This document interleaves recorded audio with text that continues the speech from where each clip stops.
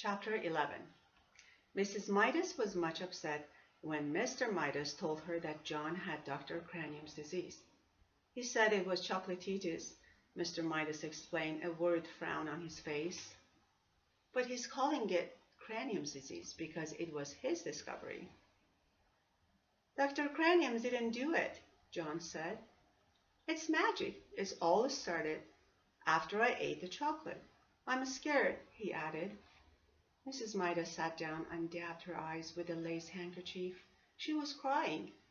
Mr. Midas blew his nose and said he had to attend to something and abruptly left the room. John had been so busy feeling sorry for himself that he had not realized how his mother and father would feel about his chocolate disease. Never mind, Mother, he said, putting his arm around his shoulder. It's all right. Really, nothing was all right, but he couldn't bear to see his mother's tears. He kissed her wet cheek. His eyes were shut as his lips softly touched her, so he didn't see the change right away. Then his lips began to feel sticky. He opened his eyes. His mother had turned into a lifeless statue of chocolate. John ran wildly out of the house without thinking where he was going or what he was going to do. All he knew was that somehow he must get help. For the first time in a long while, he forgot about himself altogether. Now he didn't care about anything but bringing his mother back to life. Without quite knowing how he got there, John found himself at the corner where he had bought the chocolate box. The lot was no longer an untidy rubbish dump. The neat red brick building with 2 show windows was exactly where it had been in the first place. But the display of candy he had previously seen in the windows was no longer there. In one window, John saw a chocolate trumpet, a chocolate pencil, and a silver dollar with a piece bitten out of it. In the other window, he saw a cafeteria tray littered with chocolate utensils and the remains of a chocolate lunch. Clearly, this place was the right one. Clearly, the proprietor must know a lot about John's hateful chocolate touch. John rushed into the store. The proprietor was standing behind the counter, carefully polishing something small and round and flat and silver.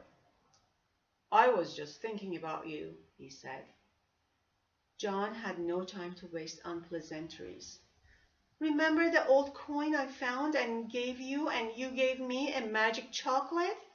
He demanded. Without waiting for a reply, he babbled on. I ate it, and it made everything that touches my mouth turn to chocolate, and I kissed my mother, and now she's chocolate, and I've got to change her back. Easy now, murmured the storekeeper. Calm yourself. There was an expression of satisfaction in the old man's eyes. It's all your fault, John declared. If my mother isn't made better again, I'll fight you till you're dead.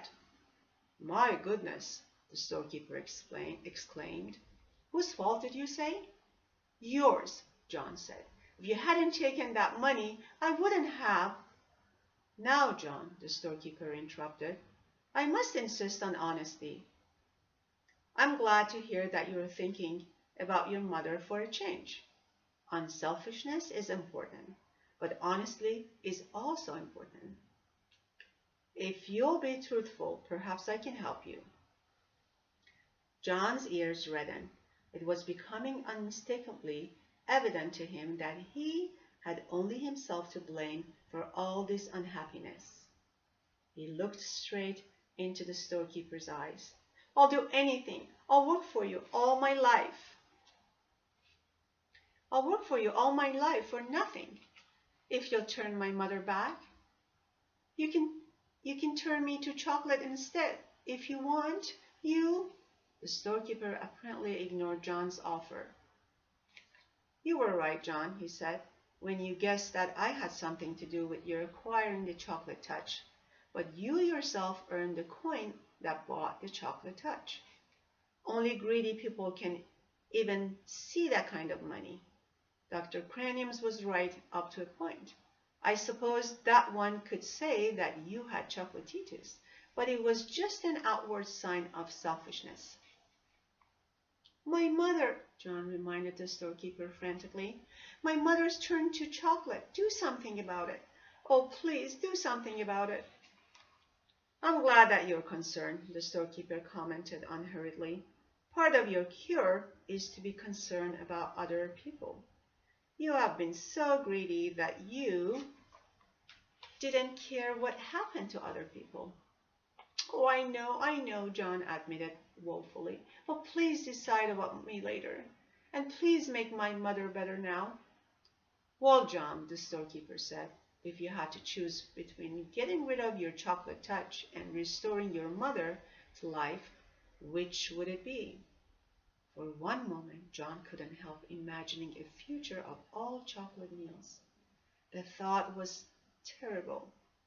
But then he thought of his mother as she had been when he had left her, a motionless chocolate statue, unable to speak, her chocolate hand still holding her lace handkerchief.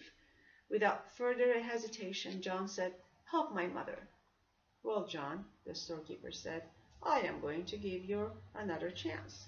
When next you go to school, your chocolate pencil will be a real wooden pencil with lead in it."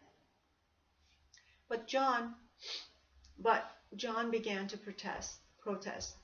What did the pencil matter? The chocolate knife and fork and spoon you left on your tray in the cafeteria will have turned back to metal. Your chocolate trumpet will be a shiny golden one again. But, John said, don't worry about Dr. Cranium's spoon. You will find a whole silver one on the floor, where the broken chocolate one lay. But how about, John said, Susan Buttercup will discover that the chocolate stains on her party dress and her party shoes were nothing but water after all. Her silver dollar will be all right. John could stand the suspense no longer. My mother, he shouted. What about my mother? Will she be all right? The storekeeper smiled. Why don't you run along home and find out? He suggested. John turned without even saying goodbye and ran out of the store. The storekeeper went back to the disc that he had been polishing, a disc the size of a quarter. It had to be polished smooth, ready for a new set of initials in case the need for them should arise. Happy reading the rest of the book, boys and girls.